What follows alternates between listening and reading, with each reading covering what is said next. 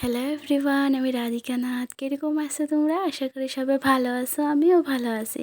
তো দেখো, সকাল সকাল স্নান টান কইরা কাপড় ধুইয়া মিল্লাও দিয়া দিছি। তারপর এখন আয়া গেলাম চুল আঁচড়াতে। আর দেখো, চুল আঁচড়াতে লাগিয়া এত চুল পড়তেছে, মানে কয়েকদিন পরে আমি হয়তো টাকলাই হয়ে যাবো, এরকমই লাগতেছে আমার। তোমরা যদি কেউ জানো কি লাগাইলে চুল পড়া বন্ধ হইব, আমার একটু কইও প্লিজ। আমার অনেকটা চুল পড়তেছে এই কয়েকদিন ধইরা।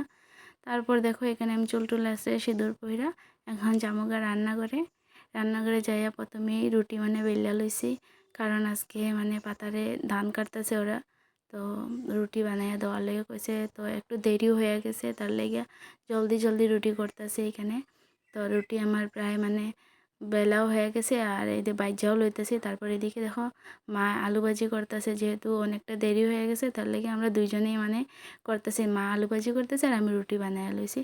তো রুটি বানাই আমি পেকও করে লইছি, এখন দিয়া দিমো পাতারে। হটকেসের মধ্যেই দিয়া দিতেছি, তখন ওরা খাইয়া একটু ভালো পাইব। আর যদি হটকেসের মধ্যে না দেয় তো রুটিটা অনেকটা টান হয়ে যাবে, ওরা খাইয়া ভালো পাইব না। তারপর আজকে যেহেতু বৃহস্পতিবার, তার লেগে একটু দেরি হইল। তা করে এদিকে রুটি দিয়া এখন আমি রান্না বসায় দিব।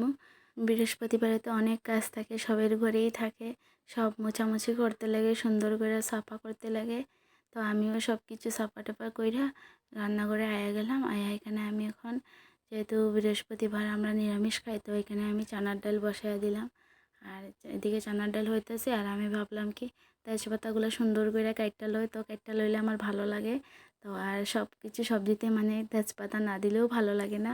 কিছু একটা দেই নাই এরকমই লাগে, যাতে সবজিটার টেস্ট হইব না তেজপাতাটা না দিলে।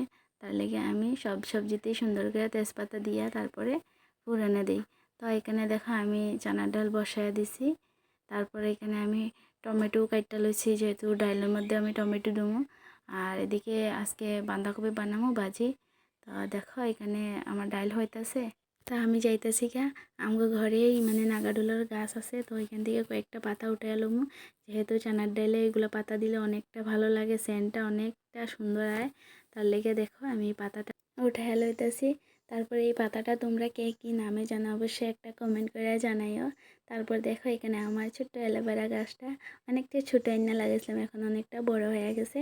তারপর দেখো, ওরা পাতার থেকে আইসে আয়া কইতেছে চা খাইব।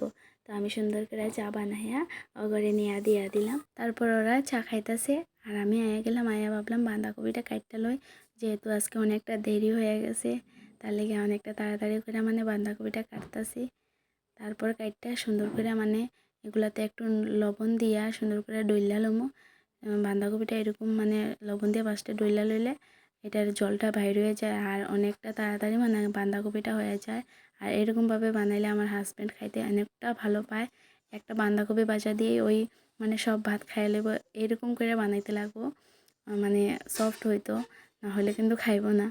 তারপর দেখো, এখানে আমি বাঁধাকপিটা সুন্দর করে চিপ্পা উঠাই লইলাম। এখন আমি আলুগুলো কাটটা লইছি, আর বাঁধাকপিতে একটু আলু দিমু আর একটু টমেটো দিমু। তো এগুলা দিলে অনেকটা টেস্টি লাগে খাইয়া। তারপরে এখন আমি ফোড়নে দিয়া দিছি গোটা জিরা আর শুকনা লঙ্কা আর তেজপাতা। ওই কইলাম না, সব সবজিতে আমি তেজপাতা একটা কইরা দিই। তারপর এখানে আমি বাঁধাকপিটাও দিয়া দিছি ফোড়নে। তারপর একটু লবণ দিয়া আর সুন্দর করে ডাইখা রাখুন, যাতে বাঁধাকপিটা আরও সুন্দর করে সিদ্ধ হয়ে যায়। আর যেহেতু এখানে আলু আছে, তার লেগে অনেক টাইম ডাইখা রাখতে লাগবে, না হলে তো আলুটা সিদ্ধ হইব না। তারপর এখানে দেখো, আমি বাঁধাকপিটা সুন্দর করে লাইড়া দিতেছি। আর এখানে দেখো, আমার বাঁধাকপিটা হয়েও গেছে, এখন আমি নামায় লইতেছি। তো দেখো, এখানে আমি বাঁধাকপি নামায়ও লইছি। তো আজকে কী কী বানাইলাম চলো তুমি করে একটু দেখাই।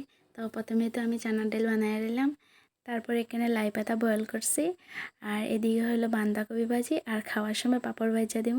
তো আজকের লেগে ভিডিওটা এতটুকুই। ভালো লাগলে অবশ্যই লাইক কমেন্ট সাবস্ক্রাইব করে দিও। টাটা।